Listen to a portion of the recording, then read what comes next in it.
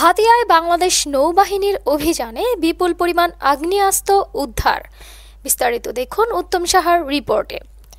19 September 2024 সরকারের নির্দেশনা মোতাবেক অবৈধ অস্ত্র উদ্ধারের লক্ষ্যে বাংলাদেশ নৌবাহিনী হাতিয়া কন্টিনজেন্ট বুধবার দিবাগত রাতে নোয়াখালীর হাতিয়া উপজেলার চরকিং ইউনিয়নের 6 নং ওয়ার্ডস্থ বোয়ালিয়া গ্রামে বিশেষ অভিযান পরিচালনা করে।